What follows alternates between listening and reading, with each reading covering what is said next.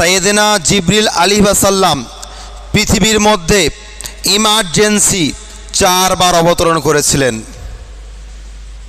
আল্লাহর ফারিস্তা সাইয়্যিদুল মালাইকা জিবরিল আমিন পৃথিবীর মধ্যে আল্লাহ রাব্বুল আলামিনের হুকুমে একদম জলদিভাবে ইমার্জেন্সি 4 বার পৃথিবীর মধ্যে এসেছিলেন। এত দ্রুত গতিতে এসেছিলেন, পলক ঝাপতে যে সময়টুকু লাগে তার চাইতে দ্রুত গতিতে পৃথিবীর মধ্যে এই আল্লাহর ফারিস্তা এসেছিলেন। 4 বার এসেছিলেন, 4 বার দ্রুত গতিতে। কোন কোন সময়? 1 নাম্বার, যখন সাইয়েদনা ইব্রাহিম আলাইহিস সালামকে নমরুদের আগুনে নিক্ষেপ করা হয়, মঞ্জনিকা বানানো হয়েছিল। মানে ধরুন একটা বাঁশকে উপর থেকে টেনে নিচে নামালেন, নিচে নামানোর পরে বাঁশের মাথায় যদি একটা কিছু বেঁধে দিয়ে ছেড়ে দেন কেমন উড়ে যায়, ঠিক সেরকমভাবে সাইয়েদনা ইব্রাহিম আলাইহিস সালামকে আগুনে নিক্ষেপ করার আগে ওই রকম একটা তৈরি করা হয়েছিল মঞ্জনিকা, যে দূর থেকে টেনে ছেড়ে দেবে আর গিয়ে আগুনের মধ্যে পড়ে যাবে। এইবার ওই বাঁশের মধ্যে লাগিয়ে সাইয়েদনা ইব্রাহিম আলাইহিস সালামকে লাগিয়ে আপনার ছেড়ে দিয়েছে, হাওয়ার মধ্যে ভাসছে, এবার আগুনের মধ্যে নিক্ষেপ হবে। এমনও তো অবস্থায় আল্লাহ রাব্বুল আলামিনের হুকুমে সাইয়েদনা জিবরিল আলাইহিস সালাম জান্নাত থেকে ওই আপনার নমরুদের আগুন এসেছিলেন দ্রুত গতিতে। বলুন কত গতি! আল্লাহ আল্লাহ, কত গতি! ছেড়ে দিয়েছে, আগুনে পড়বে, আকাশের মধ্যে বাতাসের মধ্যে ভাসছে, আগুনের মধ্যে নিক্ষেপ হবে। এমনও তো সময় 7 আসমান ভেদ করে আপনার সাইয়েদনা জিবরিল আলাইহিস সালাম ইব্রাহিম নবীর কাছে আসছে। কত গতি!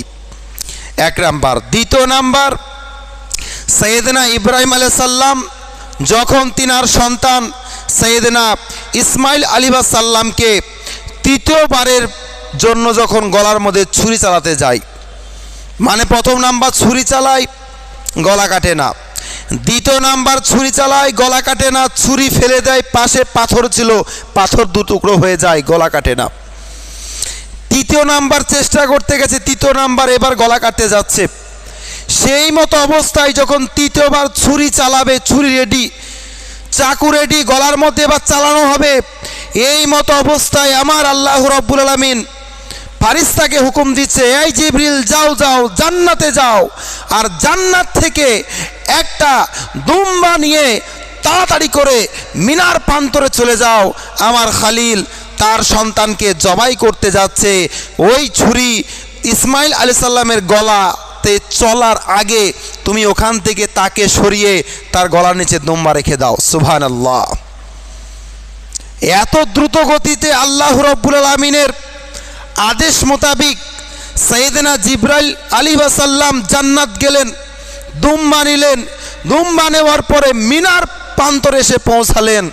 কত গতিতে ইসমাইলকে সরিয়ে দিয়ে ইসমাইলের জায়গাতে চাকুর নিচে ইব্রাহিম নবীর চাকুর নিচে দুম্বাকে রেখে দিলেন, কুরবানি হয়ে গেল দুম্বা। এই মুসলমান, কত গতি, কত দ্রুত গতি!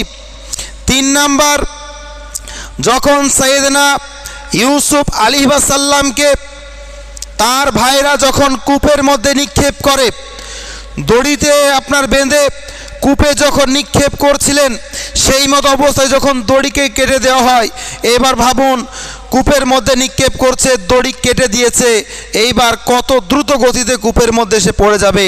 তাড়াতাড়ি সাইয়েদনা ইউসুফ আলাইহিস সালাম কূপের মধ্যে নিক্ষেপ হচ্ছেন, পড়ে যাচ্ছেন।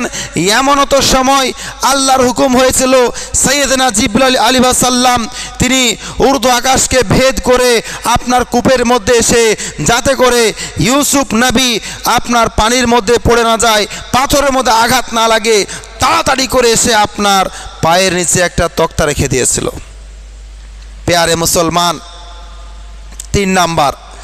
4 নাম্বারে সাইয়েদনা জিবরিল আলাইহিস সালাম এত দ্রুত গতিতে পৃথিবীর মধ্যে এসেছিলেন যখন উহুদের যুদ্ধে আপনার নবী, আমার নবী, সারা জাহানের নবী, তিনার যখন দন্দন মুবারককে যখন শহীদ করে দেওয়া হয়, যখন আপনার দন্দন মোবারক থেকে যখন রক্ত ঝরতে আরম্ভ করে, সেই রক্ত জমিনে পড়ার আগে আগে আল্লাহ রাব্বুল আলামিন বলে, এ আমার ফারিস্তা সাইয়্যিদুল মালাইকা জিবরিল, যাও তাড়াতাড়ি করে আমার নবীর রক্ত মোবারক যদি পৃথিবীর জমিনের মধ্যে পড়ে যায়, ওই জমিনে সবুজ ঘাস উৎপন্ন হবে না। তাড়াতাড়ি যাও আর সেই রক্তকে হাতের মধ্যে ধরে নাও, জমিনে ফেলতে দিও না। সাইয়েদনা জিবরাইল আলাইহিস সালাম তিনি দ্রুত গতিতে আপনার আল্লাহ রাব্বুল আলামিনের কথা শুনে দ্রুত গতিতে আপনার ওই উহুদের প্রান্তরে পৌঁছে আমার নবীর রক্ত মোবারককে পৃথিবীর জমিনের মধ্যে পড়তে দেননি। তো 4 বার আল্লাহর ফারিস্তা সাইয়েদনা জিবরাইল আলাইহিস সালাম 4 বার আপনার দ্রুত গতিতে একদম ইমার্জেন্সি পৃথিবীর মধ্যে এসেছিলেন। প্যারে মুসলমান, বলার উদ্দেশ্য একটাই, সাইয়েদনা জিবরাইল আলাইহিস সালাম আল্লাহর ফারিস্তাদের লিডার, তার যদি এত ক্ষমতা থাকে, আমার নবী তো ফারিস্তাদের সর্দার, আমার নবী তো জিবরিল আমিনের সর্দার, আমার নবী তো নবীদের সর্দার, তাহলে বলুন একটা ফারিস্তার যদি এত ক্ষমতা থাকে, আমার নবীর কত ক্ষমতা, তাহলে প্যারে মুসলমান এইখান থেকে চিন্তা করুন, একটা ফারিস্তার যদি এত ক্ষমতা হয়, আমার নবীর কত ক্ষমতা, একমাত্র আমার আল্লাহ রাব্বুল আলামিন জানে আমার নবীর ক্ষমতা কতটুকু।